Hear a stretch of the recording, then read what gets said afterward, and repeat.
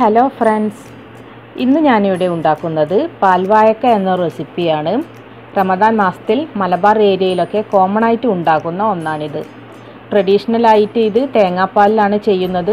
ഞാനും ഇപ്പോൾ ഇവിടെ തേങ്ങാപ്പാലിൽ തന്നെയാണ് ചെയ്തിട്ടുള്ളത്.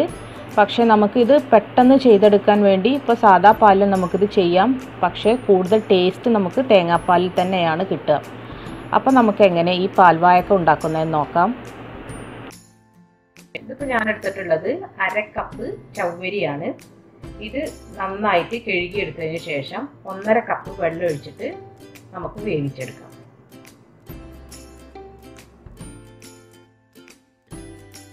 നന്നായിട്ടൊന്ന് തിളപ്പിച്ചെടുക്കാം.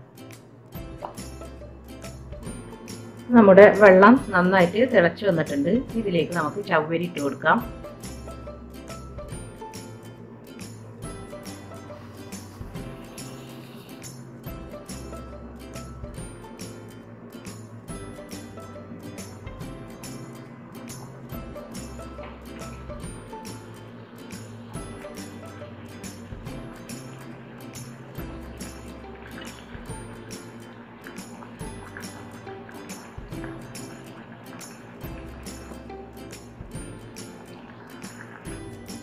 ഇത് കുക്കായി വരുമ്പോഴേക്കും നമുക്ക് ഒരു നേന്ത്രപ്പഴം നന്നായിട്ട് പുഴുങ്ങി ചെറിയ കഷ്ണങ്ങളായി ഒന്ന് മുറിച്ചെടുക്കണം.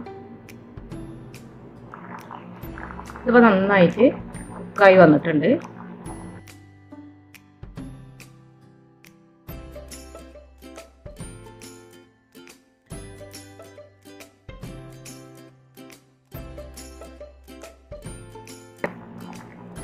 ഇനി നമുക്കിതിലേക്ക് നല്ല ഫ്രഷ് ആയിട്ടില്ലേ തേങ്ങാപ്പാൽ ചേർക്കണം.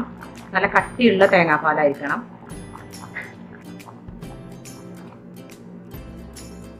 നല്ല കട്ടിയുള്ള തേങ്ങാപ്പാലായിരിക്കണം.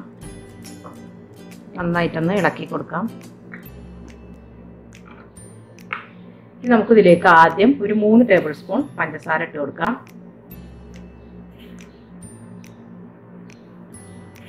മധുരം കുറവാണെങ്കിൽ നമുക്ക് വീണ്ടും ചേർക്കാം. നമുക്കിതിലേക്ക് ഒരു ഫ്ലേവറിന് വേണ്ടിയിട്ട് 1/4 ടീസ്പൂൺ ഏലക്ക പൗഡർ ചേർക്കാം.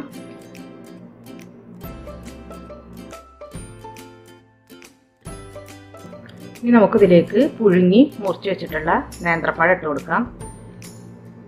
നേന്ത്രപ്പഴത്തിൻ്റെ അളവൊക്കെ നിങ്ങളുടെ ഇഷ്ടത്തിനനുസരിച്ച് ചേർക്കാം. ഇത് ഇടയ്ക്കിടയ്ക്ക് നേന്ത്രപ്പഴം കടിക്കുന്നതായിരിക്കും ഇതിൻ്റെ ഒരു ടേസ്റ്റ്.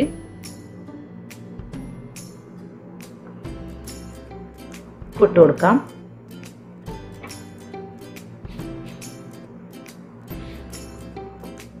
ഇനി ഇരിക്കും തോറും ഒന്ന് കട്ടിയായിക്കോളും. ഈ ഒരു ടൈമിൽ നമുക്ക് സ്റ്റൗ ഓഫ് ചെയ്യാം. ഇത് കുറച്ച് തണുത്തിട്ടാണ് നമ്മളിത് കഴിക്കുക. അപ്പോഴേക്കും ഇതിന് കുറച്ചും കൂടെ കട്ടി കൂടും. ലാസ്റ്റായിട്ട് നമുക്ക് നെയ്യിൽ വറുത്തെടുത്ത കുറച്ച് കാഷ്യൂനട്ടും റൈസിൻസും കൂടെ ചേർക്കാം. ആ നെയ്യോട് കൂടെ തന്നെ നമുക്ക് ഇതിലേക്ക് ചേർത്ത് കൊടുക്കാം. ഇങ്ങനെ സ്റ്റൗ ഓഫ് ചെയ്യാം. ഇതൊന്ന് തണുത്തതിന് ശേഷം നമുക്ക് സെർവ് ചെയ്യാം.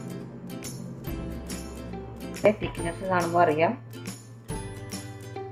ഈ ഒരു തിക്നെസ്സിലാണ് നമുക്ക് കിട്ടേണ്ടത്. ഈ നേന്ത്രപ്പഴം കൂടുതൽ ആവശ്യമുള്ളവർക്ക് കൂടുതൽ ചേർക്കാം. ഞാനിപ്പോൾ ഇവിടെ ഒരു മീഡിയം സൈസിലുള്ള പഴമാണ് ചേർത്തിട്ടുള്ളത്. ഇനി നമുക്കിതൊന്ന് സെർവ് ചെയ്യാം.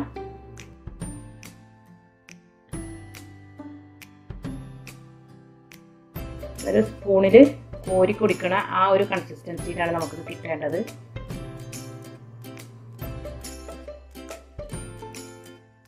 ഇപ്പോൾ നമ്മുടെ പാൽവാഴക്ക ഇവിടെ റെഡി ആയിട്ടുണ്ട്. നല്ല ടേസ്റ്റി ആയിട്ടുള്ളൊരു ഡിഷാണിത്. അപ്പോൾ എല്ലാവരും ഇതൊന്ന് ട്രൈ ചെയ്ത് നോക്കണം. ഇനി അടുത്ത നല്ല റെസിപ്പിയുമായി വരുന്നതുവരെ താങ്ക് യു.